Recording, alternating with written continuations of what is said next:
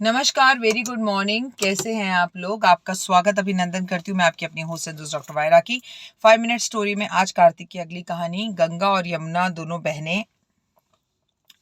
गंगा जी और यमुना जी एक जो है स्त्री का रूप लेकर, हमारी नदियाँ जो है, ये कार्तिक की कहानी है। तो वो निकल रही थी एक बहुत बड़े से खेत के बीच में।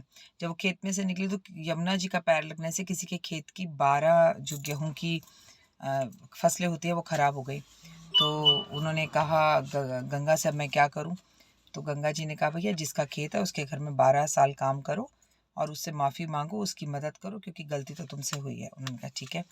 उस किसान के घर गई, बोली कि मैं आपके घर काम करना चाहती हूँ, मुझे काम पे रख लो, बट मेरी एक शर्त है कि मैं बर्तन नहीं मांजूंगी और झूठे बर्तन नहीं मांजूंगी, पोछा नहीं लगाऊंगी और दिया नहीं घर का जलाऊंगी। और अगर तुम मुझसे काम कराना चाहते हो उसे, तो किसान ने कहा ठीक है आप कर लो, कोई प्रॉब्लम नहीं है।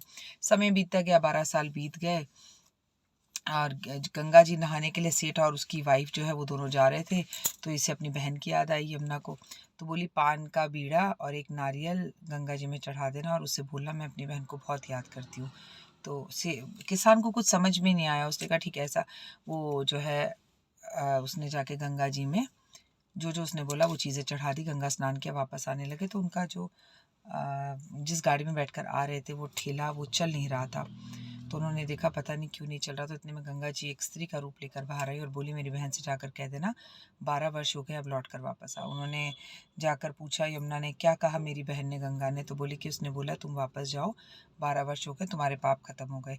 उसने बोला मैं जा रही हूँ। फिर उसने किसान को असली बात बताई कि मैं यमुना हूँ और गंगा की बहन हूँ, गंगा यमुना हम, और मैं वापस जा रही हूँ। तो किसान बहुत दुखी हुए, बहुत परेशान हो गए और वो सोचने लगे कि अब हमसे कुछ गलती हो गई है, लाइफ में क्या होगा, अब क्या करें? तो किसान रोते रोते पश्चाताप करने लगे। तो रात में यमुना जी उनके सपने में फिर से आई और उन्होंने कहा कि भाई मेरी गलती थी, मैं अपने पाप का पश्चाताप करने के लिए आई थी।